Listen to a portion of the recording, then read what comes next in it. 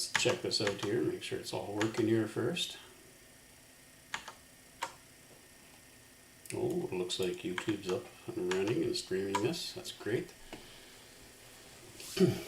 Okay, so I have a quick video for you here today to talk about.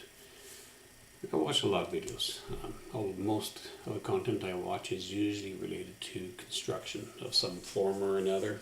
Quite often Philippines building construction lately. This one here is about this short. I've watched a number of this guy's videos, and I think for the most part he's just trying to be humorous.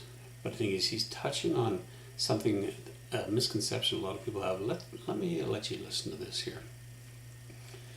But what he's talking about is that there's a he's claiming that owner-operators can ignore OSHA, Occupational Safety and Health Administration, when it comes to rules, because they're owner-operators. They're exempt from the code, from requirements. That's not quite the case here. Let me play this guy's video here first. So interestingly enough, and a lot of people don't realize this, but there is one person who OSHA doesn't apply to. One person that can break all the safety rules with impunity. If you want to climb in a trench 30 feet deep with no air monitoring, confined space entry, filling up with water, no safety harness, no rope, no rescue, no watch, nothing, you just want to be crazy, there's one person that can do it. That would be a single owner-operator. Apparently, if you're the only dumbass there and you own the company and you're in charge, you do whatever the fuck you want. Now, if you want to argue with this, I'm not like an OSHA expert or anything, but whenever I heard that from an actual OSHA investigator, I was like, bullshit.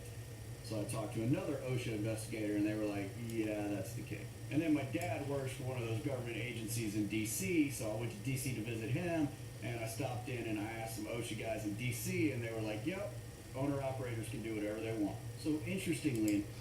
So let's talk about that. That's not entirely true.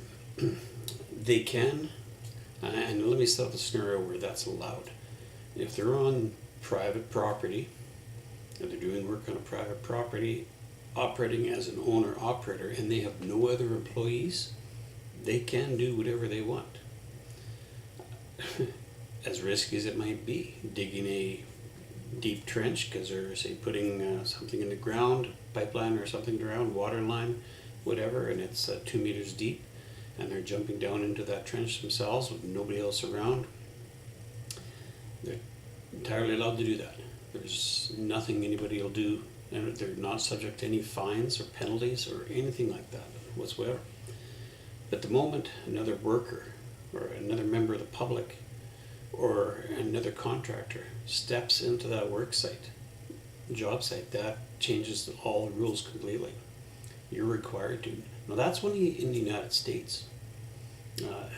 Only OSHA has that allowance where a owner-operator on private land or on a private job site with nobody else around on the job site, they're allowed to do that, and they can't get fined.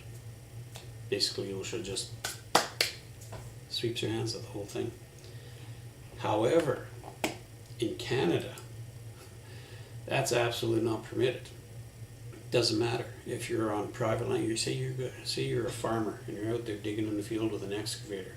You dig yourself a 2 meter deep hole, and you're out there and you're setting up a foundation for a water pump or whatever it is you're doing. And OSHA comes along and sees you out there doing it. Occupational Health and Safety. If they come along and see you working and contravening the regulation or the code in your province, they absolutely can fine you. So there's a difference there. That being said, you should never disregard safe work practices. The Occupational Health and Safety regulation are the bare minimum requirements in order to work safely. So you should not disregard them just because, well, I don't have to. Those are for my friends and members down in the States. If you want to, like I said, private property and you're the only one around, it's your call, you know. But in Canada, don't think for the second this applies, because if you go out there and try it, and say WorkSafe BC or Alberta OHS just happens to see you doing something you're not supposed to be doing, they can come and hand you a fine. That fine, maybe it's only $100, $200, $500, but maybe it's a few $1,000s, $10,000, $25,000. They can still do it up here in Canada, so keep that in mind. Watch out for misinformation like this. Just don't take it for the truth. That being said, wish you all a good day. Carry on. Work